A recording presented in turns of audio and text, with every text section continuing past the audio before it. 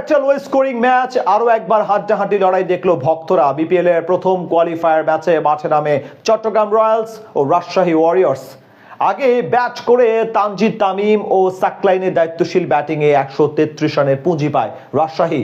ছোট সংগ্রহ নিয়েও বোলারদের নৈপুণ্যে জমে ওঠে ম্যাচ।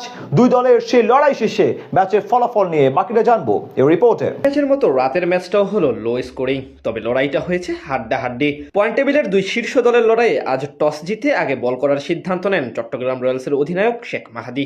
বিপরীতে আগে ব্যাট করতে নেমে শুরুটা ভালোই করেছিল রাজশাহী ওয়ারিয়র্স। বকিদুল ইসলাম মুগ্ধের করা দ্বিতীয় ওভারে 3টি চারের সাহায্যে আনেন মোট 14 রান। তবে সেই ধারাবাহিকতা বেশিক্ষণ ধরে রাখতে পারেনি দারুণ খেলতে থাকা সাহিবজাদা ফারহান। ষষ্ঠ ওভারে তানভীর ইসলামের বলে বড় শট খেলতে গিয়ে বিদায় নেন এই ব্যাটার। তার কাছ থেকে আসে 19 বলে 21 রান। এদিকে আজ শুরু থেকেই ধীরগতির ছিলেন তানজিদ তামিম। পাওয়ার প্লেতে 1 উইকেট হারিয়ে 37 রান তোলে রাজশাহী ওয়ারিয়র্স। এদিন দলের হাল ধরতে পারেননি অধিনায়ক নাজমুল হোসেন শান্ত।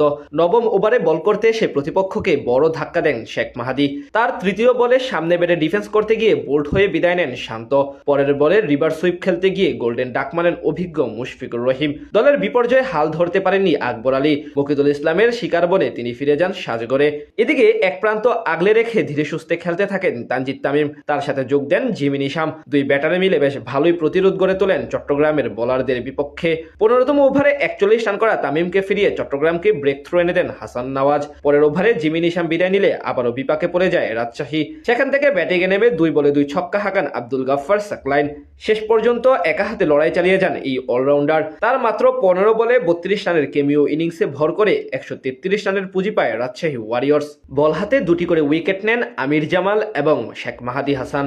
জবাব দিতে নেমে আজ শুরু থেকে সতর্ক ছিলেন চট্টগ্রাম রয়্যালসের দুই ওপেনার মোহাম্মদ নাইম শেখ এবং মির্জা তাহির বেগ। ইনিংসের প্রথম 3 ওভারে মাত্র 8 রান আনে ফ্র্যাঞ্চাইজিটি। চতুর্থ ওভারে জিমি নিশাম এসে জোড়া বাউন্ডারি হজম করে যান। এরপর আবার গতি কমে যায় তাদের রানের চাকার। পাওয়ার প্লেতে কোনো উইকেট না হারালেও মাত্র 31 রান তোলে এই দুজন। এরপর কমে যায় তাদের বাউন্ডারি মারার হারও। দুজনই এক প্রান্ত থেকে একের পর এক ডট বল হজম করতে থাকেন, মাঝে মাঝে 2-1টি সিঙ্গেলও নেন। শেষ 10 ওভারে চট্টগ্রামের দরকার ছিল 82 রান। 12তম ওভারে বল করতে এসে রাজশাহীকে প্রথম সাফল্য এনে দেন আব্দুল গাফফার সাকলাইন। তার বলে উড়িয়ে মারতে গিয়ে তানজিদ তামিমের হাতে ক্যাচ দেন 38 বলে 30 রান করা ওপেনার নাইম শেখ। সেখান থেকে নতুন করে জুটি করেন দুই পাকিস্তানি মির্জা বেগ এবং হাসান নওয়াজ। 15তম ওভারে রিপন মন্ডলকে 2 ছক্কা হাঁকান নওয়াজ, তবে পরের ওভারেই তাকে বিদায় করেন বামহাতি স্পিনার হাসান মুরাদ। আর 8 বলে 11 রান করা আসিফ আলীকে আউট করেন সাকলাইন। চট্টগ্রামের শেষ 2 ওভারে প্রয়োজন ছিল 19 রান। 19তম ওভারের প্রথম বলে ছক্কা হজম করলেও পঞ্চম বলে মির্জা বেগকে 45 রানে সাজগড়ে ফেরান বিনুরা ফার্নান্দো। 20তম ওভারে দরকার ছিল 9 রান। সেখানে এক ছক্কা মারার পর ডাবল নিয়ে ম্যাচ জিতিয়ে মাঠ ছাড়েন অধিনায়ক শেখ মাহাদি হাসান।